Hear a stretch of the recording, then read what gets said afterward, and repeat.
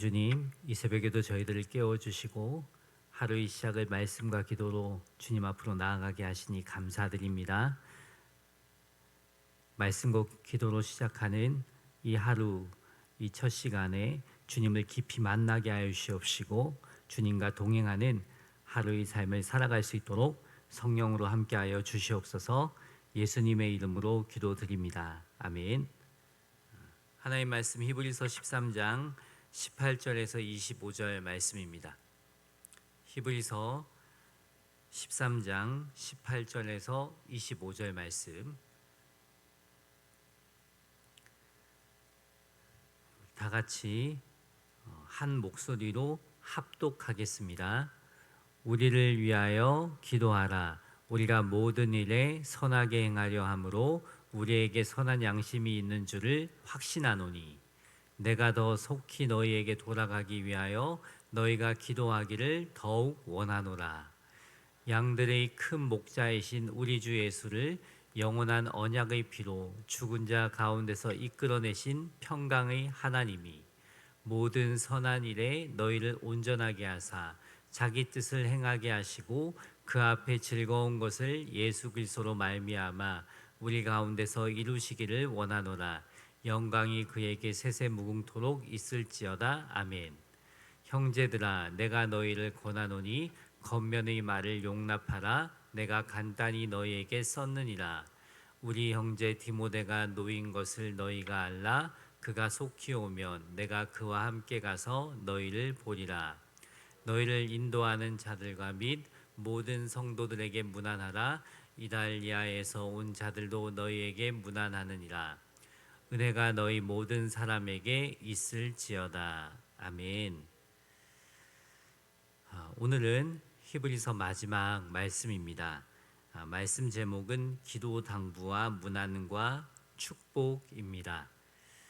저자는 마지막 인사말을 하면서 성도들에게 기도 요청을 하고 있습니다. 18절에 보면 우리를 위하여 기도하라. 여기서 우리는 저자와 함께 사역하는 복음 전도자, 교회 지도자들을 말합니다. 복음 전도자와 교회 지도자들을 위해 기도하라는 요청입니다. 기도 부탁을 하고 있다는 거죠. 우리 교회로 말하면 목회자와 목자, 목녀, 교회학교 교사들을 말합니다. 정말 중요한 부탁입니다. 왜 기도해야 할까요? 교회 지도자들이 끝까지 선한 양심을 갖고 모든 일을 행하기 위해서입니다. 18절에 우리가 모든 일에 선하게 행하려 함으로 우리에게 선한 양심이 있는 줄을 확신하노니, 지금까지 저자와 교회 지도자들은 선한 양심을 갖고 모든 일이 선하게 되기를 힘쓰는 사람들이었습니다. 하지만 언제든지 그들도 낙심할 수 있고 넘어질 수 있는 연약한 사람입니다. 그래서 더욱 기도가 필요하기에 요청하고 있는 것입니다. 날마다 담임 목사님과 교역자 그리고 목자, 목녀, 교회학교 교사들을 위해 기도해 주시기 바랍니다. 하나님 앞에서 끝까지 선한 인도자의 모습을 지속할 수 있도록, 선한 영향력을 끼치도록 우리가 할 수 있는 최선이 기도인 줄 믿습니다. 또 기도 요청을 했던 두 번째 이유는 속히 돌아가서 성도들을 만나기 위해서입니다. 19절에 내가 더 속히 너희에게 돌아가기 위하여 너희가 기도하기를 더욱 원하노라. 분명 저자는 성도들을 만나고 싶으나 장애 요소 때문에 갈 수 없는 상황입니다. 그것이 감옥에 있어서인지 대적자들 때문인지 자세히 기록되어 있지는 않습니다. 하지만 중요한 것은 기도할 때 하나님께서 만남의 길을 여신다는 믿음이 있었다는 것입니다. 내가 만나고 싶었던 동역자들을, 성도들을 만나는 데 있어서 우리가 기도하면 모든 장애 요소를 거둬주실 것을 믿고 신뢰했다는 거예요. 그 믿음으로 간구했다는 것입니다. 우리 앞에 놓인 장애 요소가 무엇입니까? 내가 주님을 위해 하고자 하는 일들이 있는데 막고 있는 장애물이 무엇입니까? 사람입니까? 나의 현실적인 문제입니까? 그 문제 때문에 안 된다고 말하기 전에 기도하시기 바랍니다. 교회 공동체에 기도 요청을 하시기 바랍니다. 그리고 하나님을 위해 위대한 일에 도전하십시오. 하나님께서 길을 여실 줄 믿습니다. 20절과 21절은 성도들을 향한 축복의 말씀입니다. 20절, 양들이 큰 목자이신 우리 주 예수를 영원한 언약의 피로 죽은 자 가운데서 이끌어내신 평강의 하나님께서 예수님을 영원한 언약의 피로 죽은 자 가운데서 이끌어내셨습니다. 우리를 구원하시기 위해 값비싼 대가를 지불하셨어요.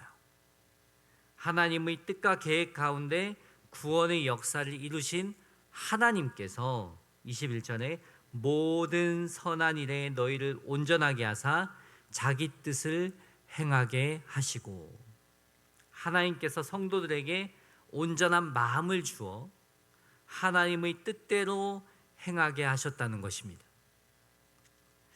이어서 말씀을 보면 그 앞에 즐거운 것을 예수 그리스도로 말미암아 우리 가운데서 이루시기를 원하노라. 영광이 그에게 세세 무궁토록 있을지어다. 아멘. 다시 21절에 보면 마음을 온전하게 한다는 것은 무엇일까요? 마음을 온전하게 한다는 것은 내 안에 계신 예수님을 통하여 하나님의 뜻을 행하게 하시겠다는 것입니다. 개인뿐 아니라 공동체를 통해 하나님의 뜻을 행하게 하겠다는 말씀입니다. 무슨 말씀일까요?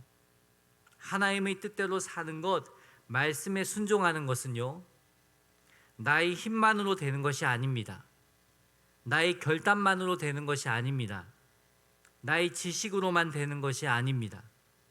나의 건강으로만 되는 것도 아닙니다. 우리가 살아온 삶을 잠시만 되돌아봐도요, 너무나 잘 알 수 있습니다. 하나님 의지하지 않으면 여지없이 무너지는 나를 봅니다. 하나님의 은혜 아니면 살 수 없는 나를 보게 됩니다. 이 현실을 인정하고 기도하라는 말씀입니다.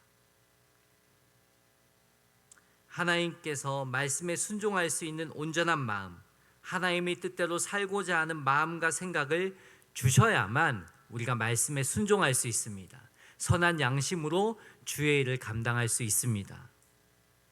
내 안에 계신 예수님을 바라보시기 바랍니다. 그리고 하나님의 은혜를 구하시기 바랍니다. 히브리서 13장 8절에 예수 그리스도는 어제나 오늘이나 영원토록 동일하시다고 했습니다. 영원토록 동일하신 분이 예수님 한 분밖에 없는 줄 믿습니다. 예수님은 우리에게 하신 말씀을 결코 바꾸시지 않습니다. 오늘 약속한 말씀이 내일 바뀌지 않습니다. 영원토록 동일하신 분이 예수님이십니다. 그 온전하신 예수님을 바라보고 기도하며 살아갈 때에 말씀대로 사라지는 은혜를 경험하는 것입니다. 혹시 요즘 여러 가지로 나를 지치게 하는 문제가 있습니까? 말씀이 읽어지지 않고 받아들여지지 않습니까? 다시 믿음의 주여, 온전하게 하시는 예수님을 바라보고 일어서시기 바랍니다. 온전하신 예수님께서 여러분에게 온전한 마음을 주시고 말씀을 행하게 하실 줄 믿습니다. 22절과 24절은 문안 인사입니다. 22절에 형제들아 내가 너희를 권하노니 겉면의 말을 용납하라. 내가 간단히 너희에게 썼느니라. 형제들에게 겉면의 말을 간단하게 썼는데 용납하라고 요청하고 있습니다. 저자는 장문의 편지를 간단히 썼다고 합니다. 하고 싶은 말이 넘치지만 최대한 절제하여 꼭 필요하고 시급한 겉면을 담았다는 것입니다. 이 말씀에 대해 용납하라고 합니다. 받아들이라고 합니다. 용납하라는 것은 말씀을 신중하게 듣고 받아들이라는 말씀입니다. 신중하게 듣고 받아들이라는 말씀. 사랑의 겉면은 쓰지만 뱉어내지 않고 달게 받을 때 그 겉면에 담긴 사랑이 우리를 치유하고 성장하게 할 것입니다. 날마다 말씀을 묵상할 때 신중히 말씀을 읽는 시간을 가지십시오. 신중히 그 말씀 한 말씀 한 말씀을 곱씹으며 생각해 보시기 바랍니다. 분명 하나님은 우리에게 사랑으로 건면하시는 분이십니다. 하나님은 사랑이시기에 사랑으로 모든 말씀을 기록하신 줄 믿습니다. 그 말씀들을 믿는다는 것은 곧 하나님을 믿는다는 것입니다. 반대로 그 말씀들을 안 믿는다는 것은 곧 하나님을 안 믿는다는 것과 같습니다. 항상 말씀을 대할 때마다 믿음으로 반응하고 순종하는 은혜가 있기를 주님의 이름으로 축원합니다. 그럴 때 우리의 신앙이 성장하는 것입니다. 23절, 우리 형제 디모데가 노인 것을 너희가 알라. 그가 속히 오면 내가 그와 함께 가서 너희를 보리라. 아마도 저자는 디모데와 깊은 관계가 있는 사람인 것 같습니다. 디모데가 노인 것을 너희가 알라. 디모데의 석방 소식을 알리고 그와 함께 너희를 보러 오겠다는 말씀입니다. 24절에 너희를 인도하는 자들과 및 모든 성도들에게 문안하라. 이달리아에서 온 자들도 너희에게 문안하느니라. 이 문안 인사에 등장하는 사람들은 여러 장소에 흩어져 있었습니다. 한번 만나기도 어려운 이들입니다. 그게 현실이에요. 그 현실을 생각할 때 이 저자는 정말 내가 사랑하는 사람들을 만나고 싶다. 그 그리움이 있지 않았을까요? 얼마나 보고 싶었을까요? 그 그리운 마음을 가지고 기도 요청을 한 것입니다. 다시 만나고 싶어서 하나님께서 만남의 길을 열어주시기를 바라는 마음으로 간절히 기도 요청을 한 것입니다. 25절에 은혜가 너희 모든 사람에게 있을지어다. 은혜 카리스라고 합니다. 은혜 카리스는 은혜의 근원은 하나님이라는 것을 의미합니다. 은혜 주시는 분은 하나님이라는 말씀입니다. 그렇다면 우리는 축복의 사람이 되어야 합니다. 내 안에 은혜를 주시는 근원 되시는 예수님이 계시기 때문입니다. 그래서 우리는 축복의 사람이 되어야 합니다. 요즘 제가 창세기 읽어보니 축복의 그런 말씀들이 많이 담겨져 있습니다. 서로를 위해 축복하고 또 아버지가 자녀를 축복하는 그 말씀들이 많이 담겨져 있습니다.